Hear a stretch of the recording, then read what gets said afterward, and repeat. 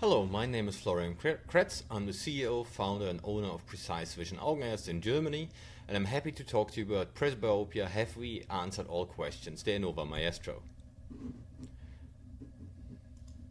Here are my financial disclosures.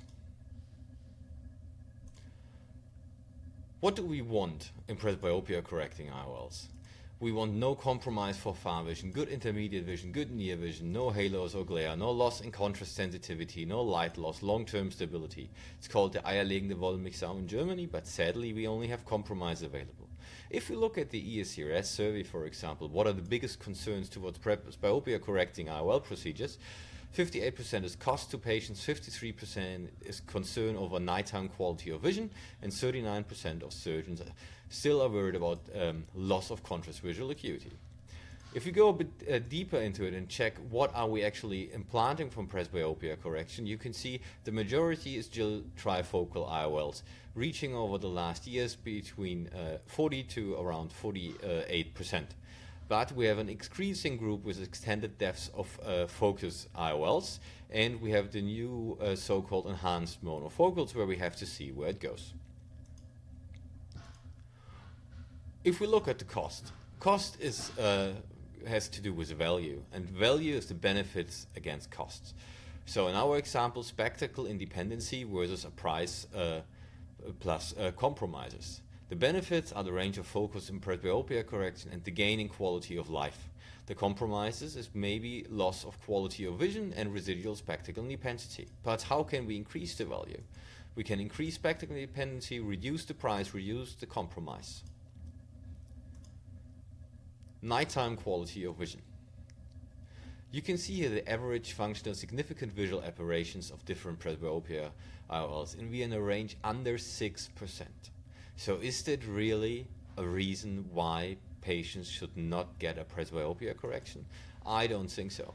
Better nighttime vision only comes with less spectacle independency, but you can see the increase is just 2.2%, and to be honest, regular monofocal IOLs have problems sometimes as well. So is this concern really a challenge? Because we can work with better materials and advanced optics to reduce those problems even further. And here the Maestro comes into place with a sinusoidal technology for refractive lens exchange and cataract, maximum light transmission of 93.5%, less rings because of the sinusoidal technology, minimum hair and glare, sharp night vision. It's hydrophobic, glistening free material with a low PCO rate.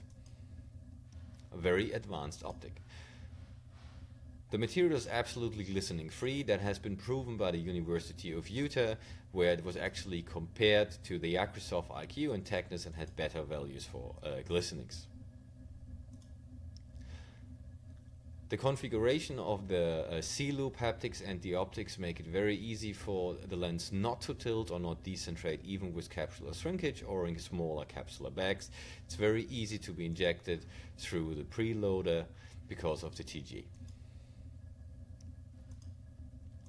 Now we come back to the technology, and you can straight away see with the unique SVT pattern what is the benefit to traditional trifocality and diffraction. It's far less rings, because each sinus curve gives you two distinct focal points and actually three, while the ring only gives you two, so need a combination. So it's a very smooth diffractive ridges instead of traditional sharp edge design, patented by WSY. So again, if we look at our worries about nighttime driving, you can see with the Maestro there is less dysphotopsia due to the sinusoidal profiles compared to typical diffractive structure, and you have a higher light transmission giving better contrast.